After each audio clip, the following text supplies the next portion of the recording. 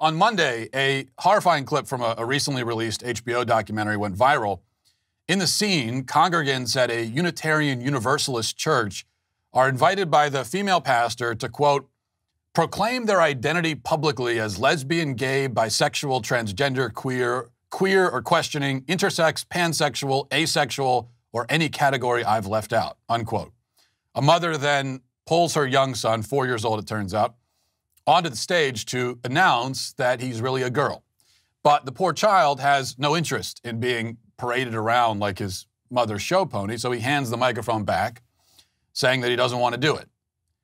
The mother takes it upon herself to come out on her son's behalf, informing the audience that her son, Phoenix, would, quote, like you to know that she's a girl and she prefers she and her pronouns.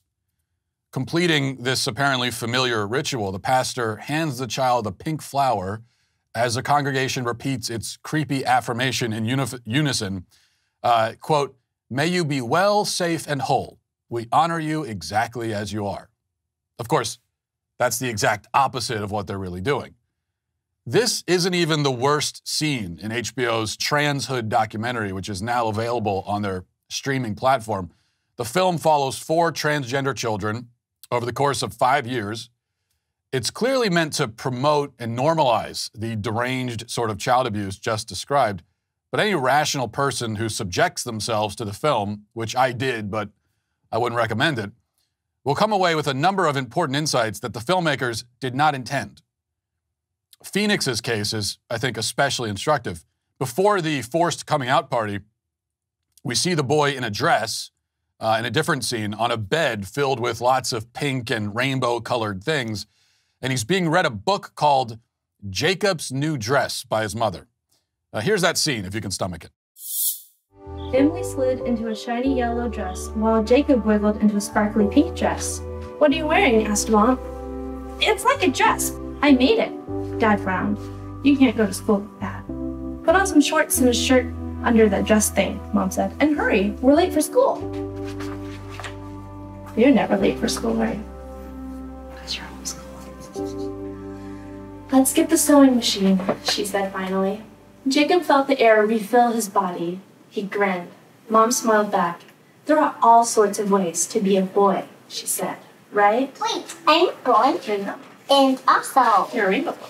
and I'm also wearing girl clothes. You are wearing, they are your clothes, so they are boy clothes. Dad looked up from his book.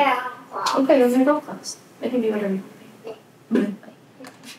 I am a girl boy. Next, in an interview, the mother, Molly, tells us that Phoenix is, quote, gender expansive, non-binary, gender non-conforming, gender awesome, under the trans umbrella, girl boy, and rainbow boy.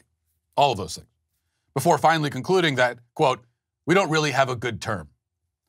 Well, I have a really good term. It's called boy.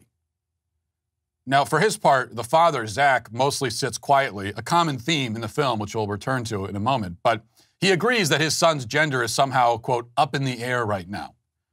Eventually, Phoenix, who never at any point shows any strong desire to be a girl and appears to be mostly confused and bored with the whole thing, is nonetheless socially transitioned into one.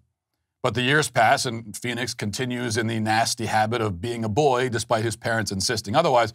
Eventually, they get divorced, another common theme, and decide that, never mind, actually their son is a boy after all, it turns out. But the good news is that Molly feels better at the end because she's worked through her issues and is starting a new leaf, where we are not exactly told how her son really feels about having his gender switch back and forth, while his home life is ripped in two and his parents give up on their marriage. His feelings and well-being appear to be more of an afterthought amid his mother's psychodrama. Shades of the Phoenix story can be easily detected in the other 3 trans kid profiles. There's Jay, age 12, when filming begins. She's a girl making the, quote, transition into a boy. Her father doesn't appear to be in the picture at all. I don't think we see him at all. But her mother, Bryce, is a lesbian who eventually meets and marries a defensive lineman from the local women's football league. We're first introduced to Jay when she's being given her first hormone blocker injection before the onset of puberty. Later, she goes into surgery to have a blocker implanted in her body. Bryce, the mother, seems unsure, even at times distraught by all this. But she goes along with it and funds it and facilitates it every step of the way. Similar dynamic with Lena, 15 years old at the beginning of the film, also just beginning the medical transition, in this case from boy to girl. We meet Lena and his divorced father, Mike, as the two are out bikini shopping for the young man. We learn that Mike had his hesitations about the transgender thing when Lena first announced his gender confusion around the time of the parents' divorce 9 years prior. There's that theme again. But has since learned to accept it. And now his sons, or his quote-unquote daughters, ambition is to become a Victoria's Secret model. And Mike, along with his ex-wife, accompany Lena to his first modeling tryout. By the end of the film, Lena has decided to take it all the way, going under the surgeon's knife. The surgeon is also transgender, to make his physical transition permanent and basically irreversible. The most disturbing story of all is that of 7-year-old Avery.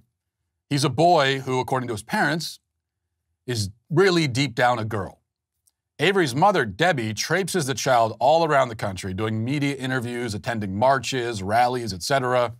The cameras catch the moments when Debbie informs Avery that he'll be, quote, writing a trans-affirming children's book and then going on a book tour. Against his will, he doesn't want to do it. And also when Debbie tells Avery that a National Geographic photographer will be arriving shortly to take pictures for the magazine's upcoming cover story on gender.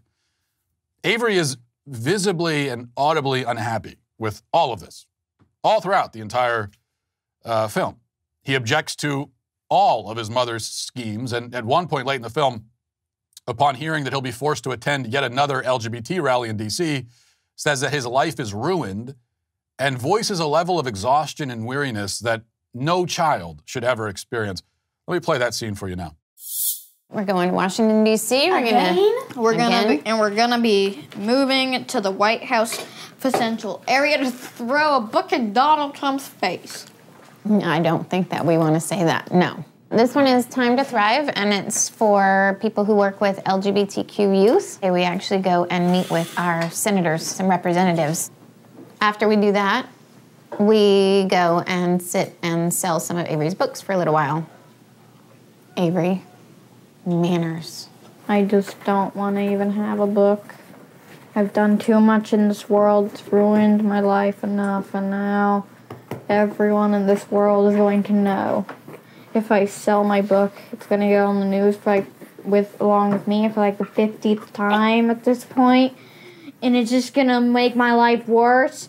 A couple years ago, you wanted people to know. Yeah, I did, but now that was really stupid, silly mistake, and now I don't.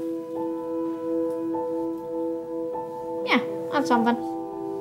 Let's go back now. Avery doesn't seem too invested in this female persona. Minus the long neon-colored hair and the overcompensating rainbow outfits that his mother puts him in, he comes across like a relatively normal young boy. Debbie, noticing this with some level of alarm, decides that Avery is just a, quote, tomboy trans girl. Yes, that would be a boy who is a girl who acts like a boy.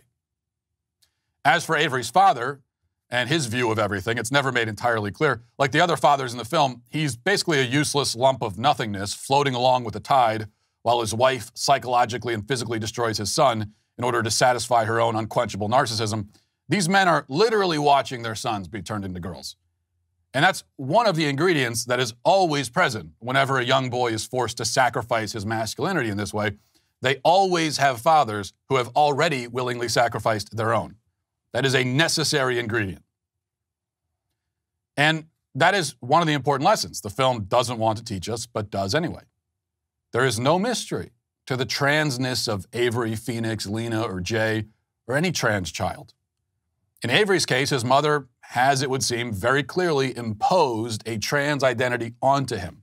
Munchausen syndrome by proxy is a known mental illness where a parent, usually a mother, pretends that their child is sick or sometimes even causes the child to be sick in order to gain sympathy and attention for themselves from the public.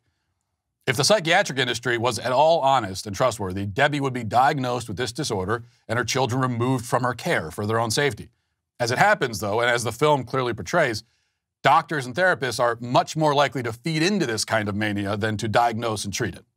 That's the other piece of the puzzle that removes any mystery from the trans epidemic among children. The entire medical field, with very rare exception, has bought into this radical left-wing gender theory. A gender-confused child with a parent like Debbie stands no chance. He will find no help, no protection from his pediatricians or his therapist or his school. They're just going to send him off to be drugged, mutilated, and further abused. But not all trans kids have parents like Debbie. The other kids in transhood seem to have mothers and fathers who are perhaps less exploitative than they are confused, incompetent, and self-absorbed.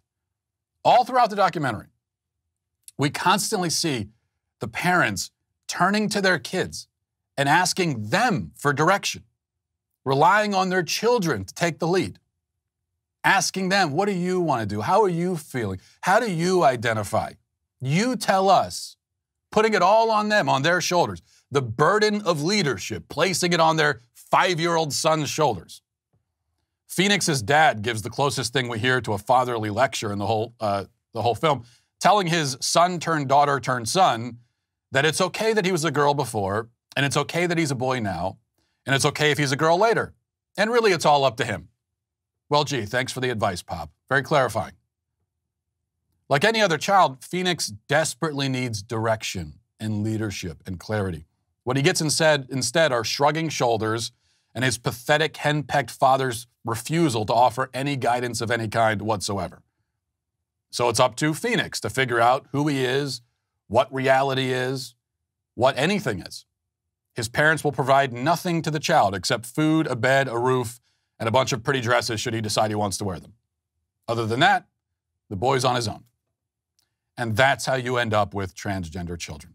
Of course, the documentary wants us to learn a different lesson. In the epilogue, before the credits roll, the last thing we're told is that Lena, right after waking up from his, as they call it in Orwellian speak, gender affirmation surgery, supposedly turned to his mother and whispered, "I'm free."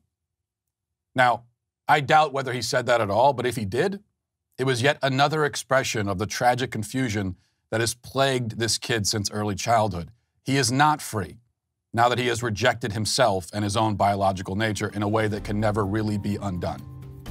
But that is another lesson he'll have to learn on his own, with no help from his parents. And the sad thing is that when he does, like so many other kids, it'll be too late. Hey, you. You right there. Hit the subscribe button right now. Do it right now. I thank you for your compliance. It's somewhat appreciated.